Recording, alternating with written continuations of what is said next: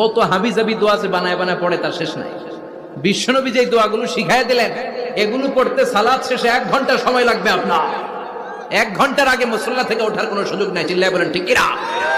বিশ্বনবী সালাম ফিরিয়ে আওয়াজ করে পড়তেন আল্লাহু আকবার, 3 বার পড়তেন আস্তাগফিরুল্লাহ, 33 বার সুবহানাল্লাহ, 33 বার আলহামদুলিল্লাহ, 33 বার আল্লাহু আকবার। এরপরে পড়তেন লা ইলাহা ইল্লাল্লাহু ওয়াহদাহু লা শারীকা লা, লাহুল মুলকু ওয়া লাহুল হামদু ওয়া হুয়া আলা কুল্লি শাইইন কাদির। সুবহানাল্লাহ পড়েন।